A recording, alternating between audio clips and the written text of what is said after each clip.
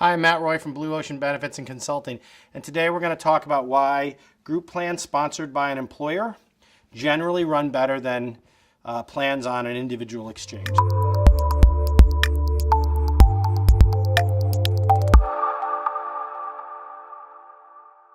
So we all hear about that and how the problem is the uninsured and they can't get the insurance, and you go on these exchanges and you get these prices and they're really high, and then you talk to people that work at a company and it seems like their plans are a lot better and maybe even more affordable. Well, first of all, they're not so much more affordable because the employer is usually paying a lot. In some cases, the average is around, and depending on the market segment, could be as much as 80% of it.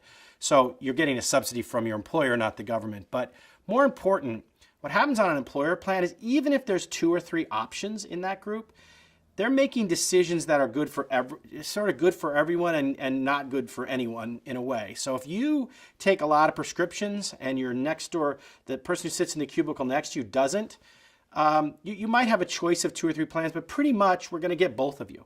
If the kid down the hall who runs the copier room doesn't ever go to the doctor, we're going to use some of the premium we're paying for him to pay for someone else. So in a group setting, you have people that aren't able to make their own decisions. So we're able to take the whole group, put a plan in place that's good, and get sort of claims from everyone or premium from everyone.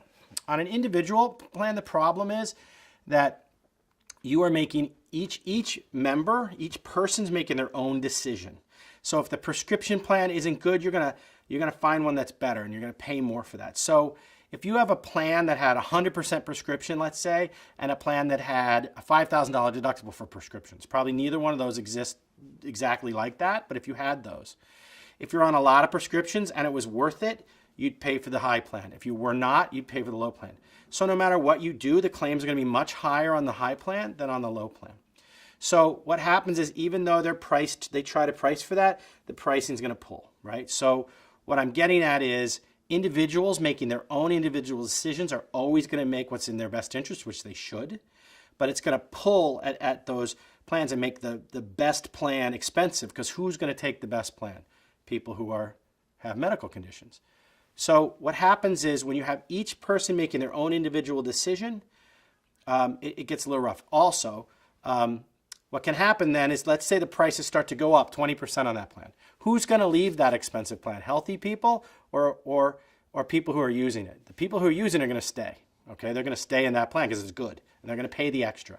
People who aren't using it are going to leave, which means you're going to lose premium but not lose the claims, and the price is going to go up even more.